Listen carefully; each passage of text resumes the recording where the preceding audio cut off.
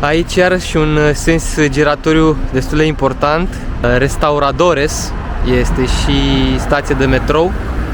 Iar ăsta de aici, care se continuă, este fix bulevardul de care aminteam aseară, cel mai important sau printre cele mai importante, Bulevardul Libertății, Libertadores.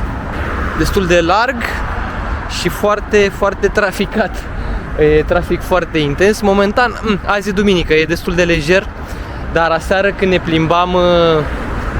plimbam pe el, ne dădusem seama, zic, băi frate, foarte, foarte multe mașini, ca de altfel în tot orașul, în toată Lisabona, trafic intens peste tot, dar nu se simte poluarea, nu se simte cum se simte la București. Probabil din cauza faptului că, hai să zicem, aici ok, este spațiul destul de larg, dar cred că una din cauze sau una din motive depistam noi că ar fi faptul că, sunt lângă ocean și curenții de aer permit o circulare mai bună a aerului și astfel că, se disipă, se împrăștie mai bine poluarea și nu stă pe oraș. Așa că hai să mai mergem un pic pe bulevardul ăsta, că e foarte plăcut. E foarte plăcut de ce? Sunt foarte mulți copaci. E practic o grădină sau un drum principal, un bulevard care traversează o grădină. Foarte mulți copaci, foarte multă vegetație și pe stânga și pe dreapta. Multe spații verzi, fântâni, bazin cu... mă rog, aici e gol. Bazin? Piscine, mă rog. Piscine, nici piscine. Fântâni? Nu începe. Nu, iarăși, tăvi. Batave. Ok. Ne gândeam că e foarte asemănător bulevardul ăsta cu bulevardele mari din Barcelona și astea din Barcelona au aceeași structură și de la au și zona asta de grădină urbană foarte bine se intercalează cu trotuarele și pe o parte și pe alta, apoi ai o zonă de parcare, zicem așa, unde poți să treci cu mașina pe lângă clădiri și bineînțeles bulevardul principal. Dacă tot am pomenit de grădini urbane, zi-mi o grădină urbană. Și apoi să vezi întrebare aici. Așa. Cea mai grădină urbană pe care o știm noi nu este cea din Bucla, drumul Taberei, din sectorul 6, din sectorul 6. Avem și noi grădină urbană. Mă rog, nu la nivelul ăsta, așa, cu statui de genul, cu vegetație de genul luxuriantă, plantele astea decorative, mediteraneene și exotice. Dar ne apropiem cu pași repezi. Ia uite, o statuie acolo. Magazinele astea de brand, clădirile astea istorice și tot ce ne mai înconjoară pe aici. Hai că ne apropiem ușor. În câteva secole o să ajungem și noi aici.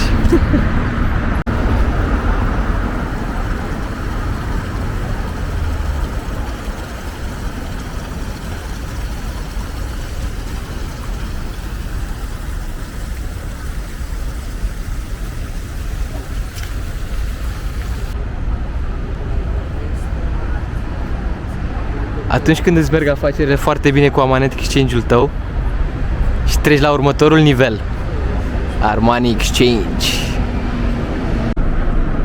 Că tot am povestit de aceste trotuare și străzi pavate, oamenii de aici au făcut și un monument în cinstea tuturor celor care au lucrat la aceste pavaje minunate. Iar aici este sculptura sau, mă rog, monumentul în cinstea acestor oameni. Iată că lucrează și acum și în zilele noastre.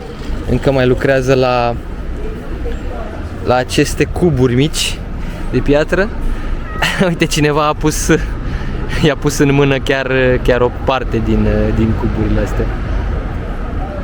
Părticică mică. Da, foarte frumos în cinstea tuturor muncitorilor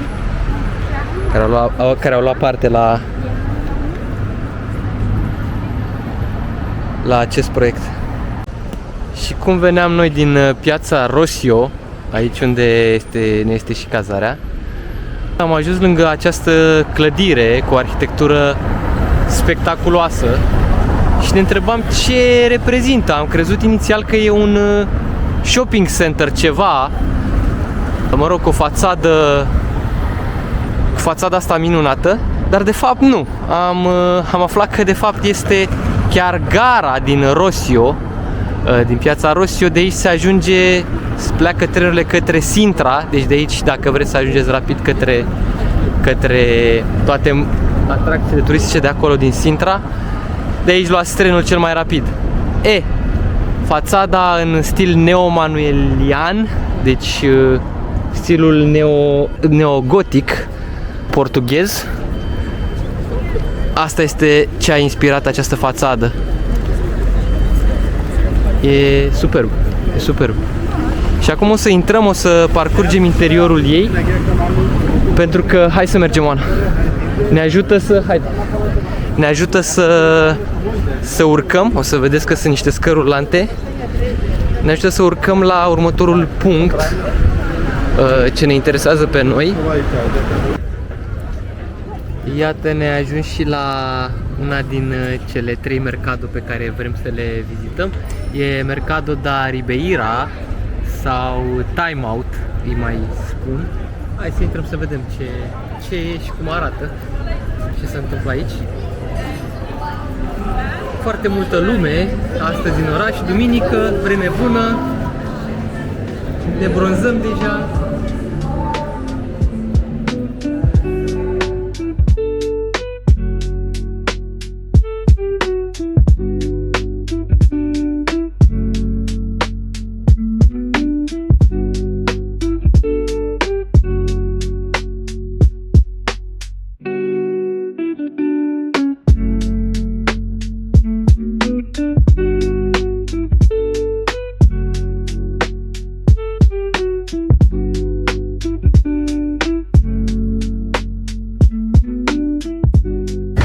Așa cum evoluau Pokémonii în Pokémon mai mari și mai puternici, aici avem un rac evoluat în homar.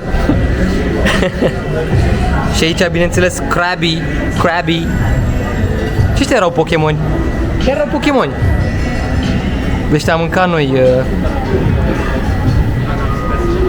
Le-am mâncat cleștișorii. Ne pare rău, nu o să mai mâncăm, ne pare rău. Tot în piața Time Out. Restaurantele și foodotecile sunt deschise. Toate celelalte magazine sau ce mai erau pe aici sunt închise azi, duminică. Și hai să ieșim un pic și în grădina de alături. Jardim, nu știu cum se cheamă, dar este un jardin plăcut. Lumea stă pe verdeață, stă la picnic. Și iată un... Asta nu știu, asta e un palmier, mă? Un palmier imens? Da. My God. Asta e un palmier imens.